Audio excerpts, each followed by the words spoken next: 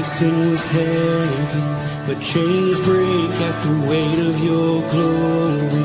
I needed shelter, I was an orphan. Now you call me a citizen of heaven.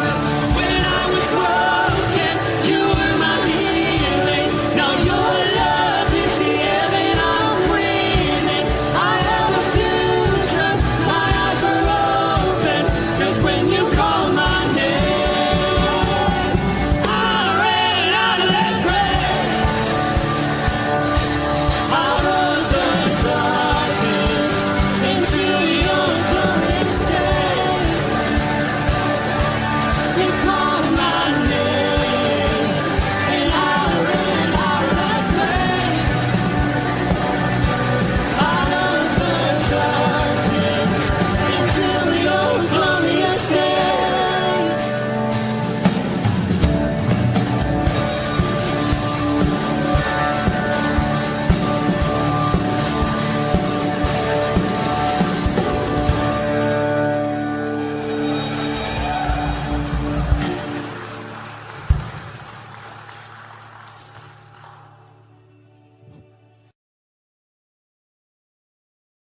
Hey, good morning, Rooted Men. Guess where I am?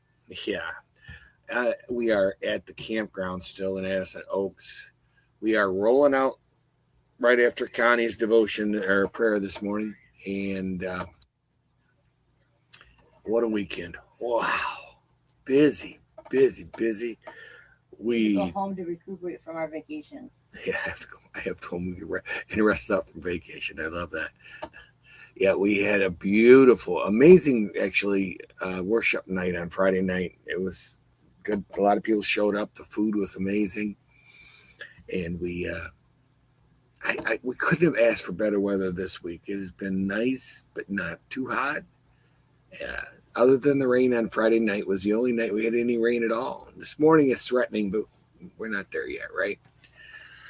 So all in all, an amazing, amazing week. So I so recommend this if you want to get away from the world. All right, let's see.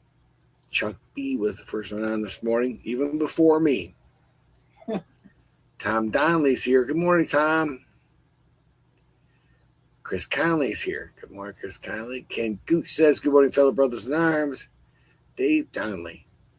Good morning. And AJ. How you doing, buddy? AJ. How'd that fast end up? Did it okay? I was glad to be able to help you with that. All right. So always a lot of help.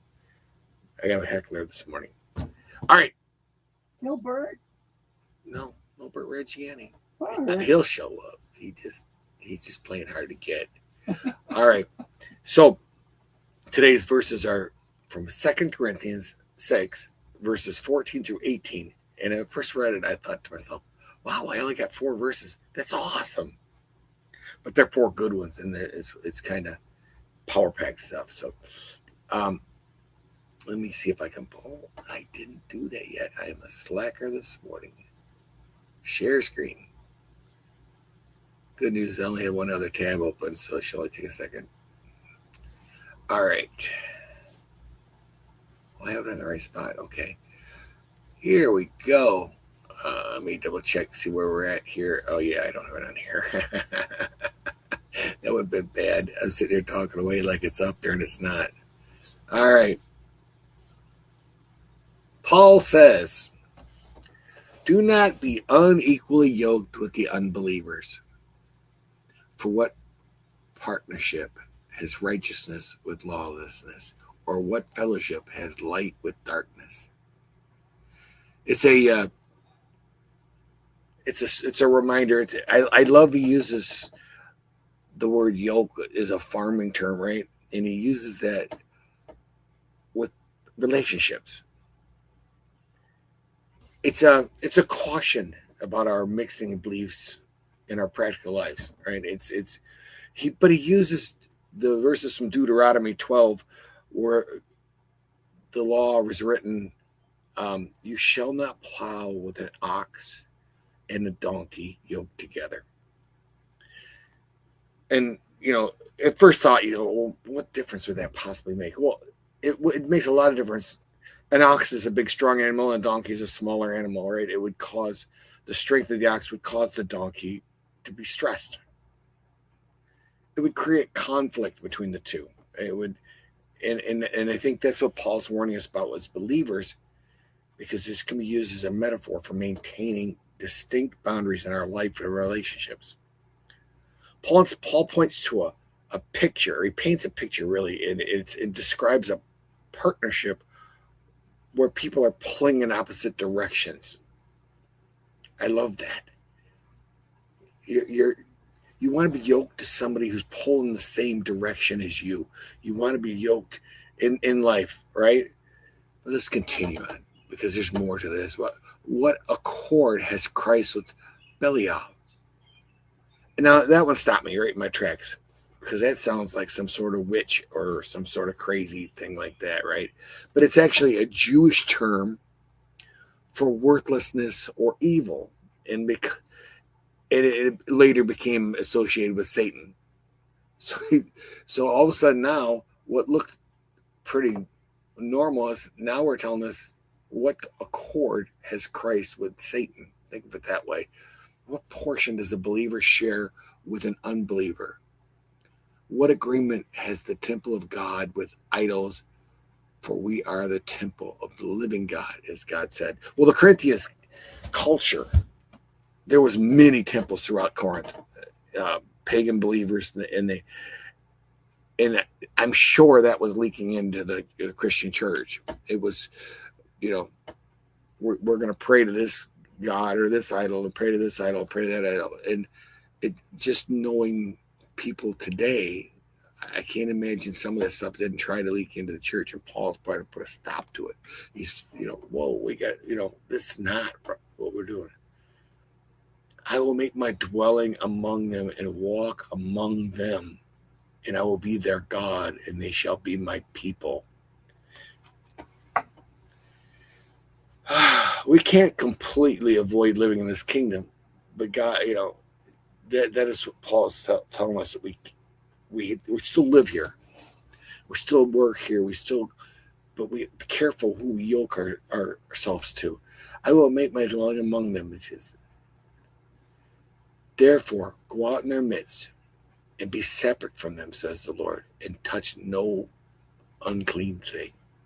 And then I will welcome you, and I will be a father to you, and you shall be sons and daughters to me, says the Lord Almighty. Very short verses, but it's what the best part is.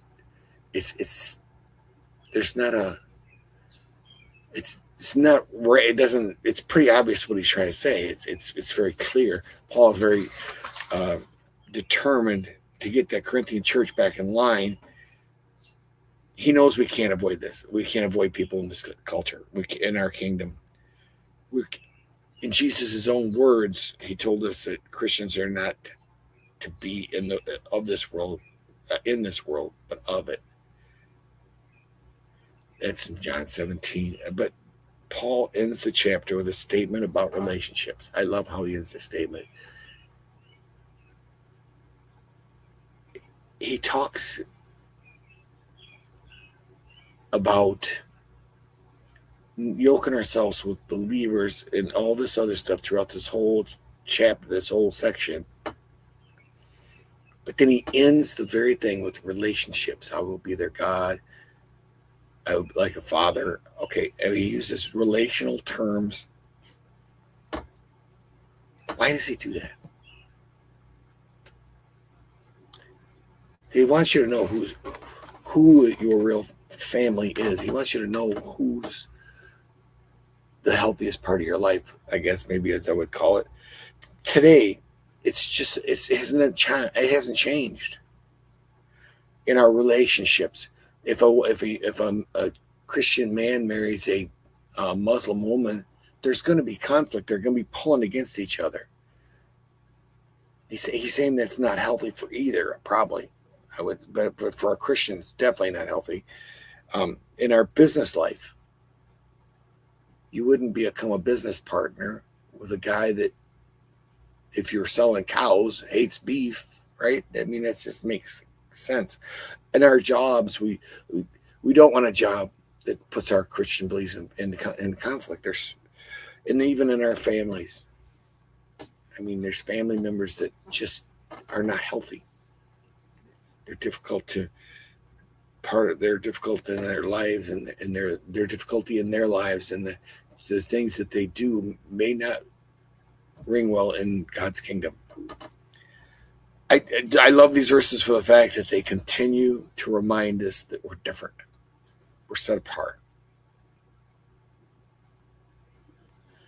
We don't need the trimmings of this kingdom because they're, as Solomon would say from Ecclesiastes, which has become one of my favorite things, they're a vapor. They're a mist. Here today, they're gone tomorrow. No matter what you accumulate, no matter what you get in this kingdom, it doesn't last. That's what I have for you today, boys. I hope it was good. I loved doing it. And I won't see you, but I'll be back at 9 with Connie for prayer. I hope to see you there. Have a firmly rooted day, gentlemen, and may someone see Jesus in you today. Peace.